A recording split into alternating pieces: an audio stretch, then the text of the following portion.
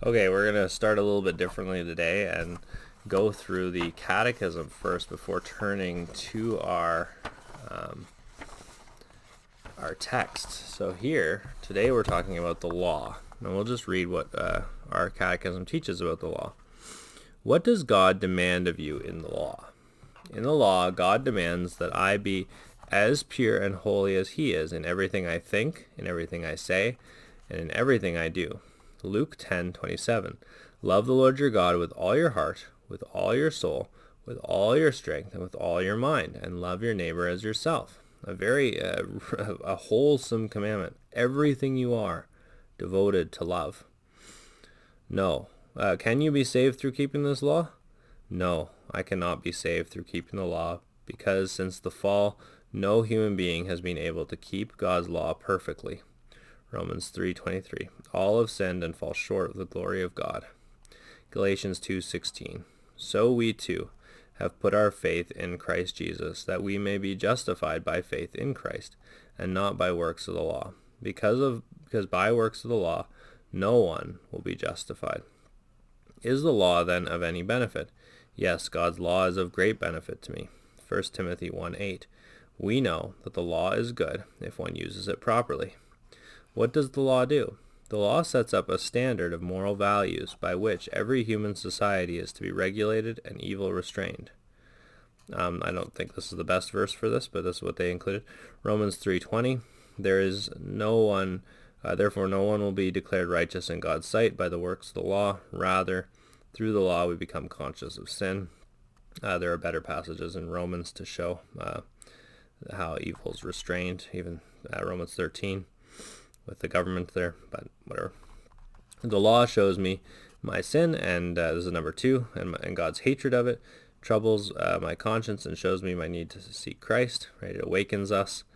This is what we call the mirror. It points it, or maybe even the spotlight, where it shows us our sin, shows us who we are, shows us ourselves. The law was in charge of us until Christ came in order that we might be put right with God through faith. And then finally, for the Christian, the law guides me on how I should live after God by his Spirit has revealed himself to me. Psalm 119, 105. Your word is a lamp for my feet, a light on my path. Okay, so we have here a lot about the law here, and we question, what are we talking about when we're talking about the law? What is this exactly? Well, for the most part, what we do as Lutherans is we talk about the Ten Commandments, basically, as a summary of the divine law. Even more so, you can have the divine law summarized by love, and not love as our culture would put it, but love that is towards God and neighbor for their good. And so love is not always affirming, is not always tolerant. Love is indeed patient and kind, but it always seeks the good of the neighbor. And the good sometimes might be hard to say and teach. Sometimes it is good and loving to speak the truth into people's lives when they would rather you just affirm where they are. However, we have to see that there's a complexity to how the Christian interacts with this law, especially since we're free from the law, and God has revealed even more to us. But so here, we'll read this and see some of this. So Mark 10:1. Then he arose from there and came to the region of Judea by the other side of the Jordan, and multitudes gathered to him again. And as he was accustomed, he taught them again. The Pharisees came and asked him, "Is it lawful for a man to divorce his wife?" testing him. And he answered and said to them, "What did Moses command you?"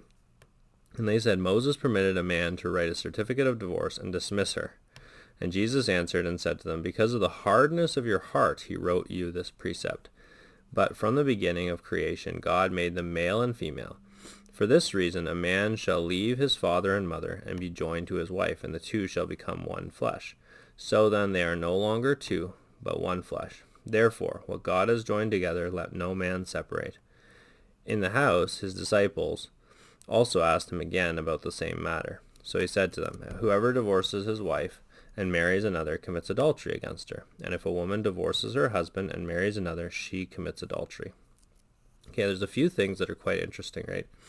We're looking at the law of Moses here. And we see that Jesus says that the permission here to divorce was only made as a concession to weakness and hardness. It doesn't get to the true heart of the law, that from the beginning of creation, God made the male and female, and to love each other. That to divorce always means a breaking, right, of love. It always means a destruction of love, and so then it's always against the eternal law. I should say that carefully. I misspoke there a little bit. Right, there's always a breakdown in love when divorce happens. Of course, Jesus gives sort of an abuse clause there, as well as the only good reason for someone to divorce. But then that really means that the love has already been destroyed by one of the parties there. Not love as in the sentiment, but like love is actually caring for the other and taking care of them. So not an emotional thing, but a true reality of love. And what happens with divorce is these people that God has truly made one. You see the metaphysical reality that we're often so slow to realize, that there's more than just what we understand, that they are now one flesh. They are truly one. No one should break. No one should separate. And so we have this creation reality, an eternal law that proceeds from God that is greater than even what Moses taught. And at times, as we come to the law of Moses, as we come to the teachings of the Pentateuch, the first 5 books of the Bible, we have to be reading from the perspective of Christ who has come, right? We never look at the Old Testament anymore just plainly, but we always look at it in light of Christ. When we see this has some degree of freedom, and we walk by the Spirit here, which makes people a bit nervous. But yeah, we have a certain freedom as we try and walk in love, as we walk towards the good, to discern these things. No longer trying to get our salvation through the careful keeping of the law. Instead, the law now points us on how to love our neighbor, right? So it's not about how we get right with God anymore. It's how we love our neighbor. And sometimes as Christians can disagree on this. We can disagree on what's the best way forward. And we need to have patience with each other and some degree of tolerance. I know we don't use that word very well anymore, but when both people are trying to love their neighbor, sometimes our finite Christians can disagree on things. And, to some extent, we have to be just ready for that reality and be able to treat each other and continue to love each other in the midst of this, walking in the ambiguities of life. Anyway, I hope this blessed you, and I hope you are drawn to understand that God's call in our life is indeed to love our neighbors as ourselves. Our relation with God has been made perfect through Jesus, and now we're free to serve all those around us. This can be you. There you go. Blessings.